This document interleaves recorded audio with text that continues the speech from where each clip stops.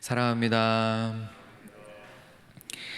이사야서 17장의 말씀은 북이스라엘 그리고 아람 왕국 두 나라에 대한 심판이 선포되는 부분입니다. 17장 1절에 보시면 다메섹에 관한 경고라 라고 시작을 합니다. 다메섹은 아람 왕국의 수도이고 지금의 시리아 지역 그 땅을 뜻합니다.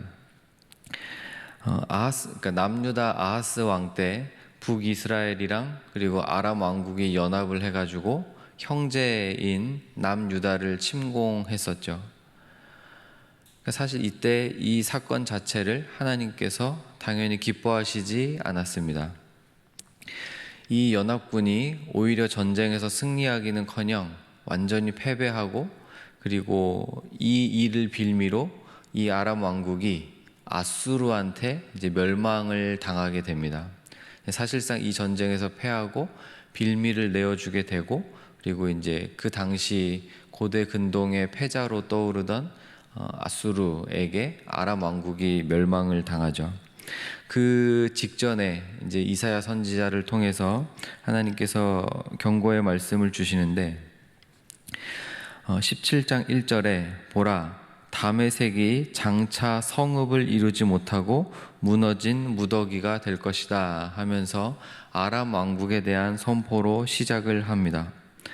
3절로 넘어오면서 에브라임의 요새와 다메섹 나라와 아람의 남은 자가 멸절하고 이스라엘 자손의 영광이 흩어진 것처럼 이들의 영광이 완전히 흩어질 거다 하면서 아람 왕국에 대한 선포로 시작했던 이 심판의 말씀이 북이스라엘에 대한 심판으로 이어지고 있습니다.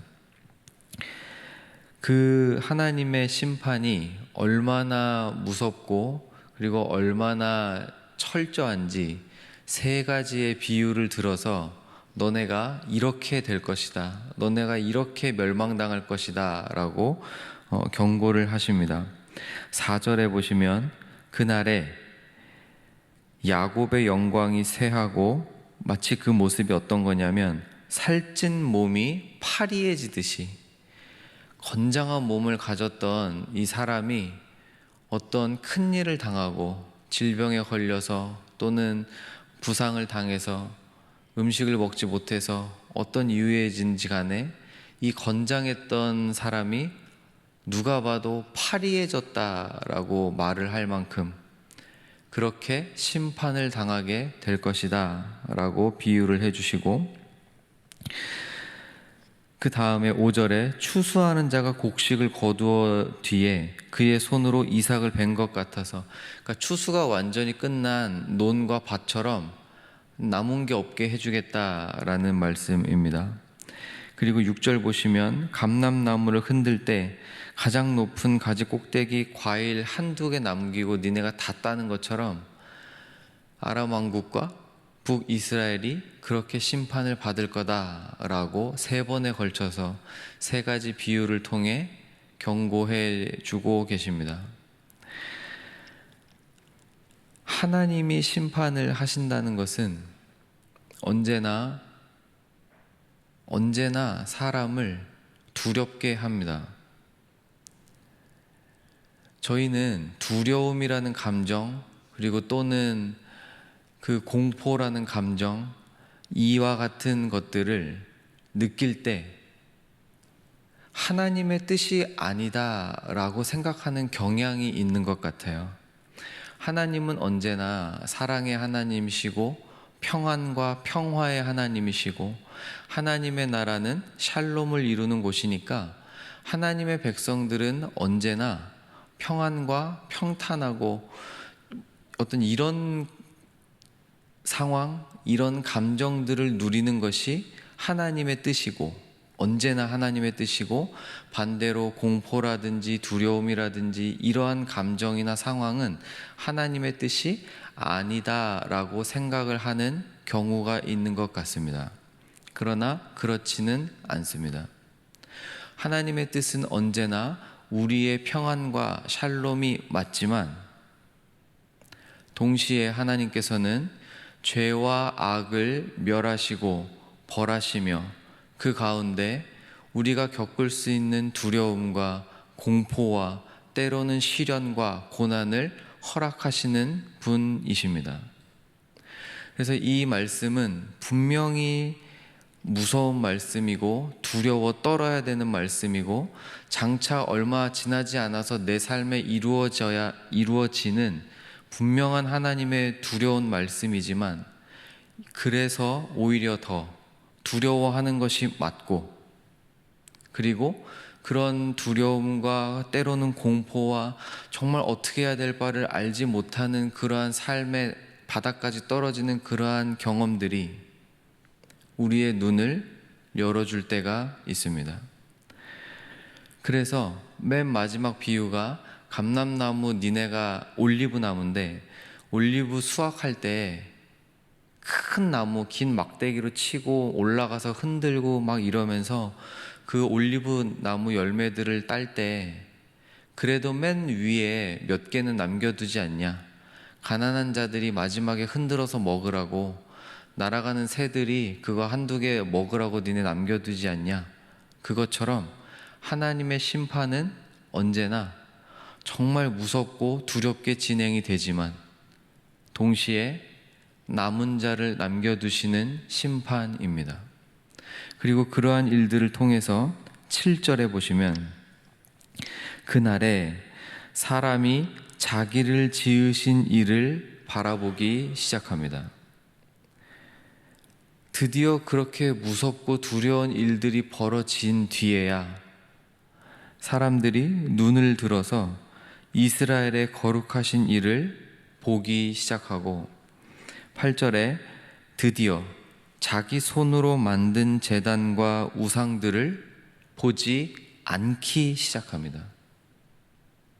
그 이전에는 눈에 보이는 거를 보면서 사는 거예요. 눈에 보이는 거를 더 잘 보려고 하면서 사는 게 사람입니다. 눈에 보이는 거를 조금이라도 더 잘 분석하고, 이 일이 왜 이렇게 생겼을까? 앞으로의 일은 어떻게 될까? 우리 눈에 보이는 거를 조금이라도 더 정확하게, 좀이라도 더 분명하게 보려고 애를 쓰는 게 저희의 삶이에요. 그런데 드디어 이 무서운 일들이 벌어진 뒤에야 드디어 눈에 보이지 않는 것들을 보려고 애를 쓴다는 겁니다. 이 심판들이 왜 일어나는 겁니까? 여러 가지 이유들이 있지만, 그리고 그들이 택한 방법들, 연합을 이루어서 남의 나라를 침략하는 것이 세상적인 방법으로 보면 효율적이죠. 그게 맞는 전투 방법이잖아요. 그게 옳은 거예요. 전쟁의 입장에서 본다면, 승리하기 위한 목적으로만 본다면 당연히 연합군을 이루어서 군대를 강성하게 만든 뒤에 쳐들어갈 나라보다 강해지는 게 너무 당연한 전략이지 않습니까? 근데 하나님의 방법이 아닌 거예요. 저희는 눈에 보는 걸 보면서 살고 그게 틀리지 않습니다. 그렇게 사는 게 맞고 그렇게 사는 게 지혜로운 것도 맞습니다. 그러나 효율적인 방법, 남들이 다 하니까 이렇게 따라간다고 하는 방법, 그게 대부분 옳지만, 그러나 하나님이 그 방법을 원치 않으실 때도 있음을 분명히 기억해야 합니다. 신앙이 좋다는 것은 효율적인 방법을 택하면 안 된다라거나, 신앙이 좋다는 것은 세상이 말하는 방법이 다 틀렸으니 절대 그렇게 살면 안 돼, 오히려 신앙이 좋으면 세상과 단절하고 이렇게 사는 게 아니죠. 저희는 세상 속 깊이 들어가서 살고 분명히 이 땅에 발을 딛고 삽니다. 돈 없이 못 살고 돈 벌면서 살고, 많이 버는 게 전혀 악하다거나 죄가 아닙니다. 세상의 방법들, 나쁘게 표현하면 라인을 따라간다, 연줄을 따라간다 표현할 수 있지만, 다른 식으로 보면 사람과 좋은 관계들을 맺고 사는 거예요. 방식이, 때로는 방법이 악할 때가 있지만 대부분의 경우는 그렇지 않습니다. 그런데도 그럼에도 불구하고 우리가 늘 기억해야 될 것이 있다면 효율적인 방법을 하나님이 택하시지 않을 때가 있다는 것입니다. 오히려 방식과 방법을 택하는 것보다 더 중요한 건 그 방법을 택해서 어떤 방법이든 택했을 때 그 방법, 그 방식을 통해서 이루어내고자 하는 것이 무엇인가? 아무리 겉으로 포장해놔도, 아무리 겉으로 신앙적으로 해놔도, 아무리 겉으로 하나님이 원하시는 것이 이거니까 내가 하겠다 말하고 그렇게 해도 결국 그 맨 마지막 끝에 내가 원하는 것을 이루는 것인지 아니면 진실로 하나님이 원하시는 것을 이루는 것인지 여기서 결정적인 차이가 벌어집니다. 하나님 이걸 어떻게 표현하시냐면 10절에 이는 네가 네 구원의 하나님을 잊어버렸기 때문에 너의 능력의 반석을 마음에 두지 않았기 때문에 이러한 심판을 받는 것이다 라고 분명하게 선언해 주세요. 이것이 겉으로 볼 때는 우상 숭배로 드러나는 겁니다.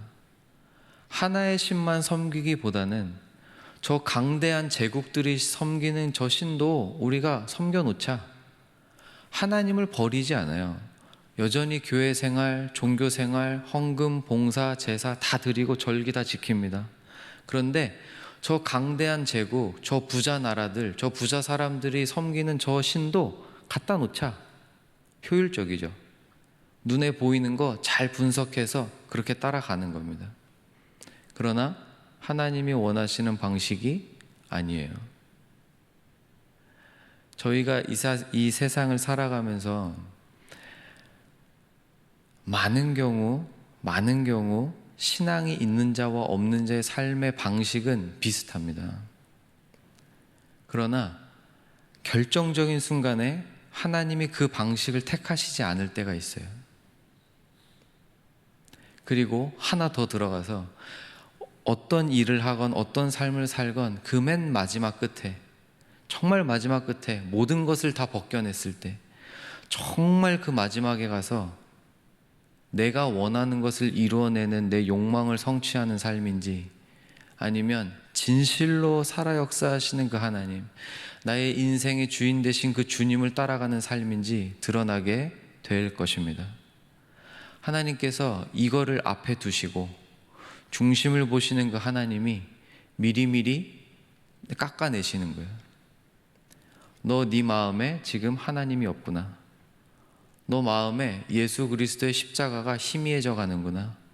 중간중간에 치셔서, 중간중간에 돌이키셔서, 중간중간에 우리의 삶을 깜짝깜짝 놀라게 하셔서 다시 그 마음에 너의 하나님 여호와 두기를 그렇게 만들어 가시는 분이신 줄 믿습니다. 말씀을 정리하겠습니다. 저희는 눈에 보이는 것을 따라 사는 사람들입니다. 그걸 피할 방법이 없어요. 그리고 그렇게 사는 게 대부분의 지혜로움이 맞습니다. 그러나 동시에 잊지 않아야 할 것, 어떤 방식을 택해서 효율적이다, 일 잘해냈다, 결과가 좋았다 보다 더 중요한 것, 언제나 우리 안에 새겨져 있어야 할 것, 하나님이 원하시는가 아니면 하나님이 원치 않으시는가. 어떤 식으로 포장을 해도, 어떤 식으로 내 자신의 마음을 속여도 결국에 마지막에는 하나님 앞에서 드러나게 될, 내가 원하는 것을 하는 삶인가, 하나님이 원하시는 삶을 살아가는 것인가. 정말 중요한 이 기준을 다시 한번 세워가는 오늘 하루가 되셨으면 좋겠습니다.